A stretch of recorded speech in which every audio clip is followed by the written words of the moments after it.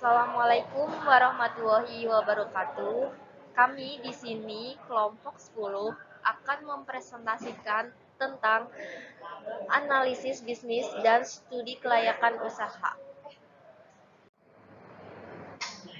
Anggota kelompok 10 adalah 1. Della Puspita Tantri, 2. Dinda Eka Maya, dan 3. Ega Audi Pratama. Dari kelas B 304, mata kuliah kewirausahaan, prodi manajemen. Di sini kami akan membacakan materi tentang studi kelayakan usaha.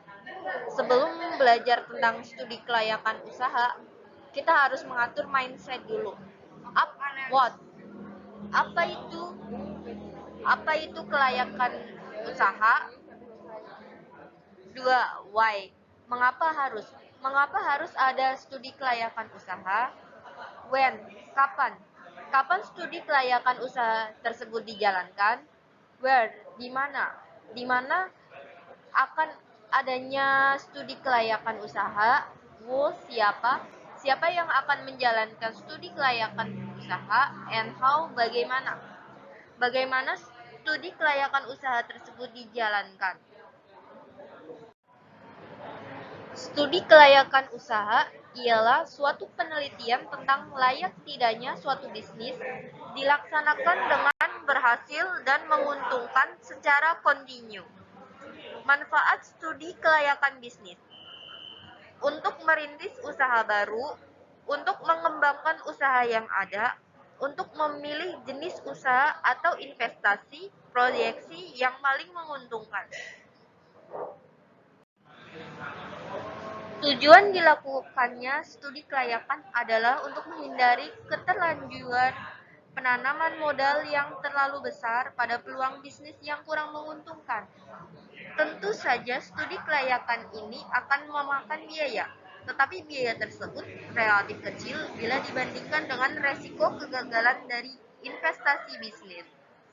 Intensitas studi kelayakan: 1. Besarnya modal yang diinvestasikan. Umumnya semakin besar jumlah modal ditanamkan, semakin mendalam studi kelayakan dilakukan. 2. Tingkat ketidakpastian proyek semakin sulit memperkirakan penghasilan, penjualan, biaya, aliran kas, dan lain-lain. Semakin berhati-hati dalam melakukan studi kelayakan. 3. Kompleksitas elemen-elemen yang mempengaruhi investasi bisnis. Proses studi kelayakan bisnis: tahap penemuan ide atau perumusan gagasan, tahap memformulasikan tujuan, tahap analisis, tahap keputusan. Gagasan usaha, tujuan, visi dan misi, analisis atau evaluasi, pasar produksi atau operasi, manajemen keuangan, aspek-aspek lain keputusan tidak dilaksanakan, no go, dilaksanakan, go. Proses studi kelayakan bisnis. Tahap penemuan ide atau perumusan gagasan. Tahap penemuan ide ialah tahap di mana wirausaha memiliki ide untuk merintis usaha baru atau mengembangkan usaha yang sudah ada. Ide tersebut kemudian dirumuskan dan diidentifikasi. Tahap memformulasikan tujuan. Tahap ini adalah tahap perumusan visi dan misi bisnis. Apa visi dan misi bisnis yang hendak diemban? Setelah jenis bisnis tersebut diidentifikasi, apakah visi dan misi bisnis yang akan dikembangkan tersebut benar-benar dapat menjadi kenyataan atau tidak? Semuanya dirumuskan dalam bentuk tujuan. Tahapan analisis aspek pasar mencakup produk yang akan dipasarkan, peluang pasar, permintaan dan penawaran, segmentasi pasar, pasar sasaran, ukuran pasar, perkembangan pasar, struktur pasar, dan strategi bersaing. Tahap ini ialah tahap pengkajian ide bisnis. Apakah ide bisnis Anda akan dapat mencapai tujuan atau tidak? Tahapan analisis. Dalam tahapan analisis, terdapat aspek pasar, aspek teknik produksi atau operasi, aspek finansial atau keuangan. Aspek-aspek yang harus dikaji dan dicermati adalah struktur pola pikir konsepsional, faktor lingkungan finansial, pasar teknis, manajemen sosiopolitik yuridis, aspek teknik produksi atau operasi. Di dalamnya, lokasi, bangunan gedung, mesin dan peralatan, bahan baku dan bahan penolong, tenaga kerja, metode produksi, lokasi dan layout pabrik atau tempat usaha. Aspek manajemen atau pengelolaan. Di dalamnya, organisasi, aspek pengelolaan, aspek tenaga kerja, aspek kepemilikan, aspek yuridis, aspek lingkungan, dan sebagainya. Aspek yuridis dan lingkungan perlu menjadi bahan analisis, sebab perusahaan harus mendapat pengakuan dari berbagai pihak dan harus ramah lingkungan. Aspek finansial atau keuangan. Di dalamnya, sumber dana, penggunaan dana, proyeksi baik biaya, proyeksi pendapatan, proyeksi keuntungan, dan proyeksi aliran kas. Aspek lain-lain yang relevan, antara lain seperti aspek ekonomi, aspek keamanan, aspek sosial budaya, aspek AMDAL, dan lain-lain. Tahapan keputusan. Langkah yang terakhir adalah tahapan mengambil keputusan. Apakah bisnis layak dan dilaksanakan atau tidak? Karena menyangkut keperluan investasi yang mengandung risiko, maka keputusan bisnis biasanya berdasarkan beberapa kriteria investasi, seperti payback periode, net present value, internal rate of return. Analisis aspek pemasaran, kebutuhan keinginan konsumen, masa hidup produk, segmentasi pasar, target, nilai tambah, pertumbuhan pasar, laba kotor, pangsa pasar, bahan baku, volume, tenaga kerja, lokasi, mesin atau peralatan, bahan penolong, layout, analisis produksi atau operasi. Analisis aspek manajemen kepemilikan, organisasi, tim, manajemen, karyawan. Aspek pasar, nilai tambah. Wirausaha harus mengetahui nilai tambah produk dan jasa pada setiap rantai pemasaran, mulai dari pemasok, agen, sampai pada konsumen akhir. Nilai tambah barang dan jasa biasanya diukur dengan harga. Masa hidup produk harus dianalisis apakah masa hidup produk dan jasa bertahan lama atau tidak. Apakah ukuran lama masa produk lebih dari waktu yang dibutuhkan untuk menghasilkan laba sampai modal kembali atau tidak. Struktur pasar harus dianalisis apakah barang dan jasa yang akan dipasarkan termasuk pasar pesaing yang tidak sempurna seperti pasar monopoli, oligopoli, dan monopolistik. Competition ataukah termasuk pasar persaingan sempurna. Persaingan dan strategi pesaing harus dianalisis apakah tingkat persaingan tinggi atau rendah. Jika tinggi, bahkan ketat, berarti peluang pasar rendah. Ukuran pasar. Ukuran pasar dapat dianalisis dari volume penjualan. Jika volume penjualan tinggi, berarti pasar potensial. Pertumbuhan pasar dapat dianalisis dari pertumbuhan volume penjualan. Jika pertumbuhan pasar tinggi, misalnya lebih dari 20%, berarti potensi pasar tinggi. Laba kotor. Apakah perkiraan margin laba kotor tinggi atau rendah? Jika profit margin lebih dari 20%, berarti pasar potensial.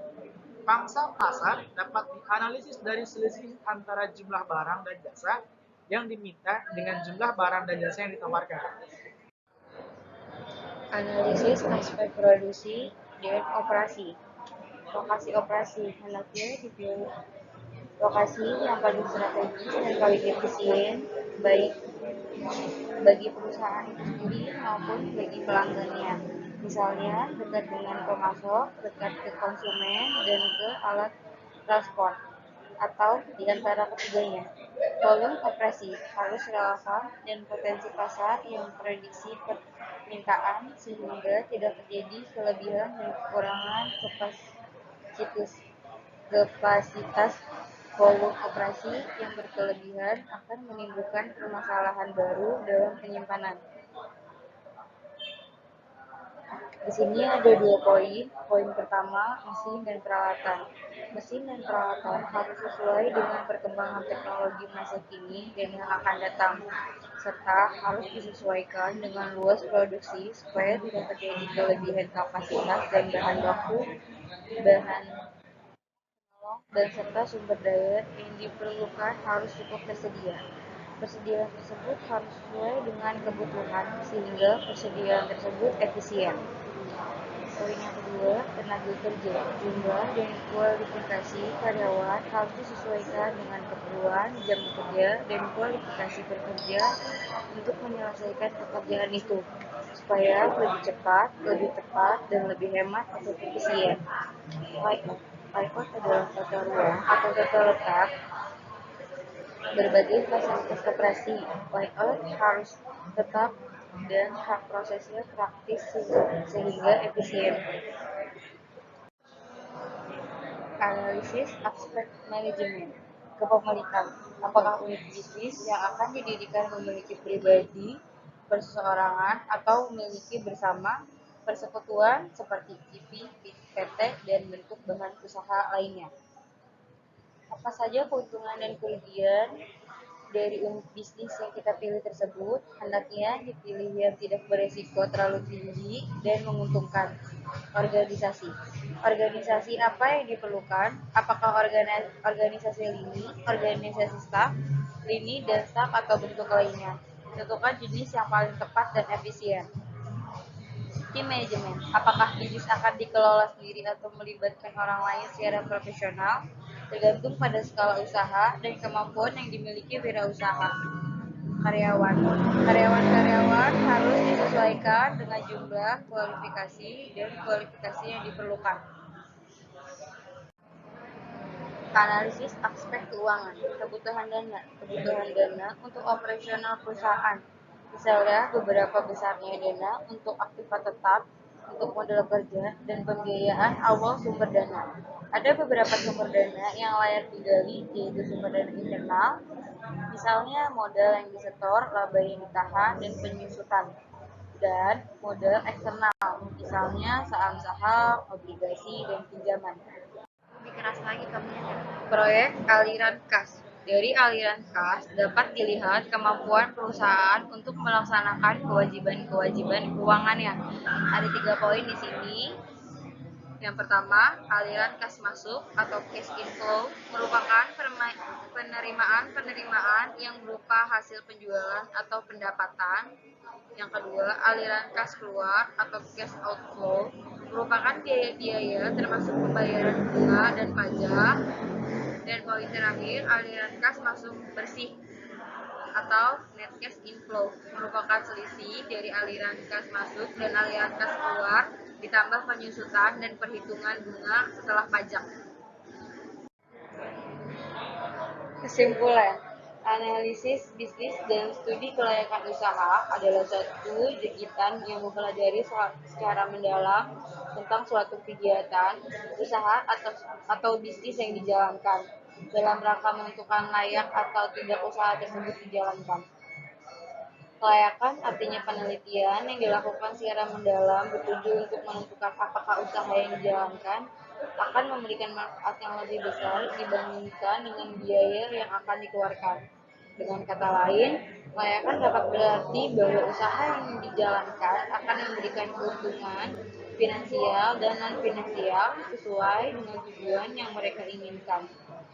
Layak juga berarti dapat memberikan keuntungan yang tidak hanya bagi perusahaan dan menjalankannya, tetapi juga bagi investor, kreditor, pemerintah, dan masyarakat luas. Terima kasih Presiden.